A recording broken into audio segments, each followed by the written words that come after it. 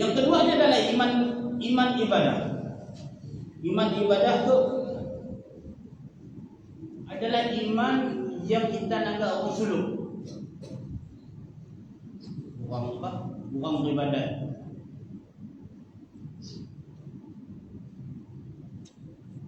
Yang mana tuan-tuan yang Allah SWT pada zaman terdahulu bila adanya beriman dan syedah kefarduan, syedah kewajipan atas syedahnya untuk mendakwakan agama, untuk bercakap tentang agama.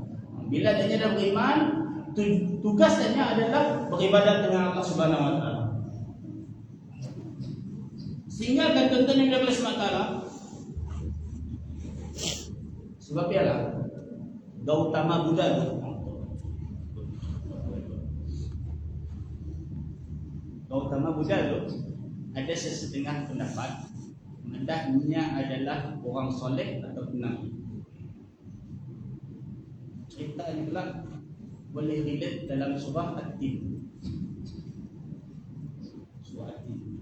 Sebab dalam surah At-Tin tu ada beberapa perkara yang Allah SWT sebut yang menjadi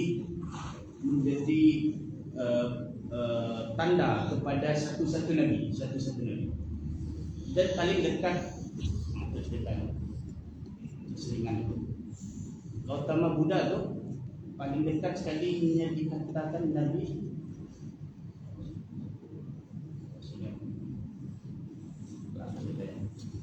sebab dia bersujud. Iman ibadah tuan-tuan yang Allah SWT, iman yang dilakukan, yang diperolehi, yang didapatkan oleh kaum-kaum terdahulu. Pernah dengar cerita orang sujud 500 tahun? Orang beribadah di dalam gua sampai bercahaya. Gua ada bercahaya. Munnya duduk dalam hutan tuan-tuan yang Allah SWT, duduk dalam hutan. Hutan namak dia duduk di bawah pokok, badannya dililit oleh pokok, dililit oleh akar-akar. Ada sikit kisah.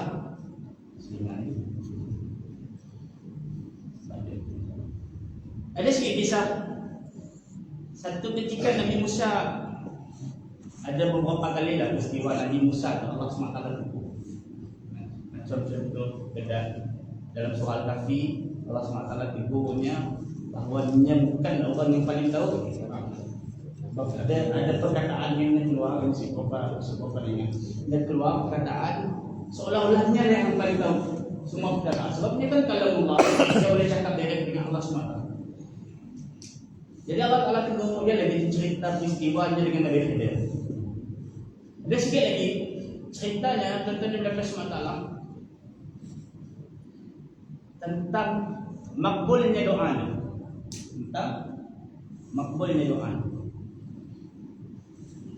Jadi Allah Ta'ala tegur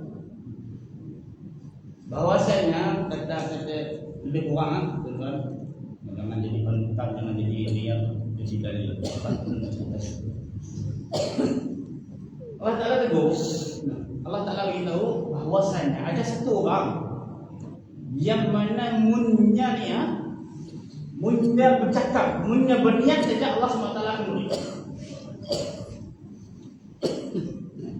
Jadi Nabi Musa tu punya curious, punya rasa ingin tahu, ada orang lain lebih bagus daripada aku, lebih korek, lebih hampir dengan Allah SWT selain daripada aku pada zamannya.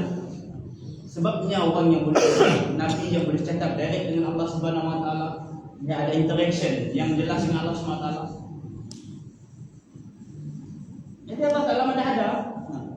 Dan Allah SWT telah beritahu kepadanya, Nabi Musa telah tanya dengan Allah, sini orang tu aku dah jumpa. Maka Allah SWT telah beritahu sekian-sekian tempat. Maka Nabi Musa AS telah melakukan perjalanan.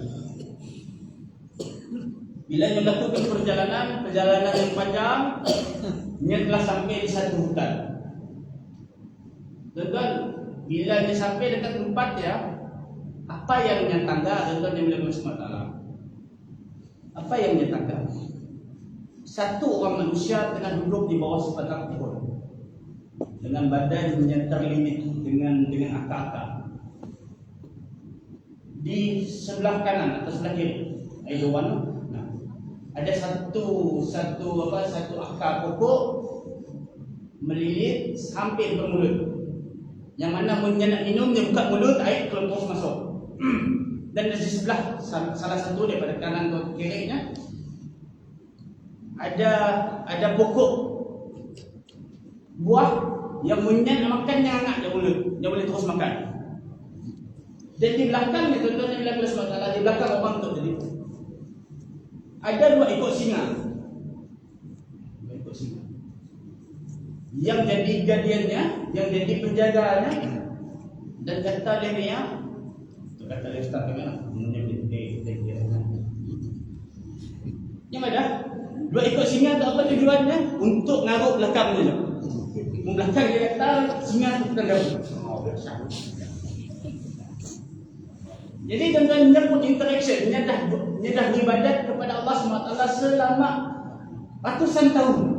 Masa satu tempoh yang sangat panjang. Dia bukannya lahir zaman Nabi Musa, dia bukan orang zaman Nabi Musa. Dia lahir daripada dia adalah manusia sebelumnya lagi. Manusia dulu umurnya panjang-panjang. Sebab ialah kita ada dengar orang sujud beratus tahun, sujud sampai lekuk batu. Silaturahmi orang yang mana iman adalah iman ibadah. Tuan-tuan yang mulia Allah SWT, apa jadi? Nyata sepanjang hidupnya tadi Allah SWT pelihara macam ni. Makannya senang, minumnya senang, nak garuk belakang ada singa tukang garuk. Tapi once nanti Nabi Musa AS, dan tu pun atas request dia doa. Dia nak jumpa dengan Nabi zaman tu katanya. Dia bermunajat dengan Allah, dia mau jumpa Nabi zaman tu. Dan Allah SWT datangkan Nabi Musa padanya. Bila dia nanti Nabi Musa katanya oleh Allah SWT daripada satu orang yang jaga ibadah mungkin ribuan tahun, kita sudah ribuan tahun mungkin. Ratusan tahun pasti. Ribuan tahun tu saya tahu lagi. Tapi mungkin boleh jadi. Bila dia nanti Nabi Musa AS, dia terus minta dengan Nabi Musa, wahai Musa, aku mau minum air daripada tangan kita. Maka Nabi Musa AS, kerana dia diberitahu oleh Allah SWT orang untuk doa dia makbul, makanya pun why not? Aku serve-nya. Dan dia telah turun pergi ke sungai, ambil air. Walaupun ada air tu tadi yang disediakan oleh Allah SWT, dia berkendak, berhajat dengan Nabi Musa. Maka Nabi Musa turun pergi ke sungai, ambillah air. Dan bila dia sampai ke atas tuan-tuan yang Allah SWT, apa kejadian? Singa tu telah bahak kepalanya. Nabi Musa jadi Nabi Musa tanya Allah, ya Allah, kenapa tu? Okay, jadi what happening? Nanya Allah tak tampan. Maka Allah telah jawab dengan Musa AS, wahai Musa, aku telah pelihara, aku telah makan, aku telah minum dengan itu. Tapi bila dia nanggap kita,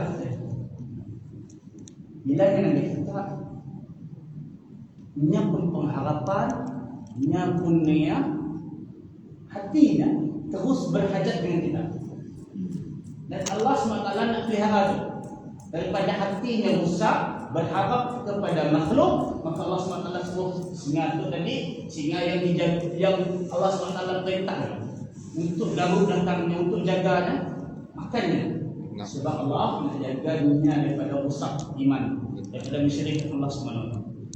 Dan itu iman ibadah. Iman ibadah tu macam tu lah tuan-tuan, yang mana dia tu dapat jaga ibadahnya. Tapi once dia keluar daripada peribadatan, dia iman terus drop. Imannya terus jadi lemah. Harapnya kepada selain daripada Allah, mintanya kepada selain daripada Allah.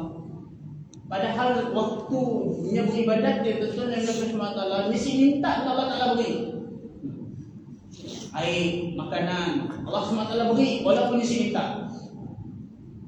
Tapi bila dia keluar daripada ibadah, dia nak Nabi Musa datang, dia terus minta dengan Nabi Musa, dia terus berhajat dengan Nabi Musa, dan dia berharap dengan Nabi Musa. Itu keadaan iman ibadah. Dan Nabi SAW telah ajar kepada kita iman mujahadah, iman susah payah, yang mana kita boleh perhati yang itu. Orang-orang yang convert, kadang Islam tanya lebih baik. Kenapa? Karena sudah itu ada mujahadah. Satu orang yang susah payah untuk agama, tentunya Allah SWT, dia akan rasa faham, dia akan rasa cinta, dia akan rasa sayang dengan agama itu lebih pada orang yang sudah berkorban untuk agama. Kumpul duit 20 tahun nak beli expander, orang kenal Expander. dapat expander dan berjaga semua. Lagi sikit mama. Bisa ada saya guna seperti itu.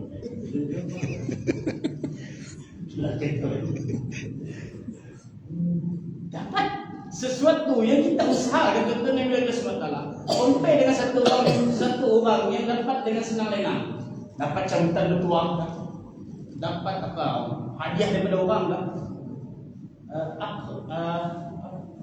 penghargaan ataupun rasa syukur terhadap perkara itu kurang daripada perkara yang kita usahakan sendiri.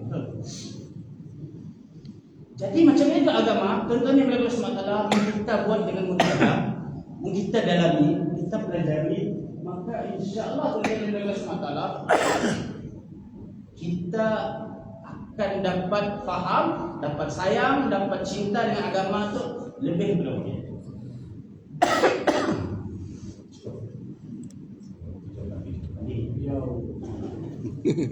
Okey.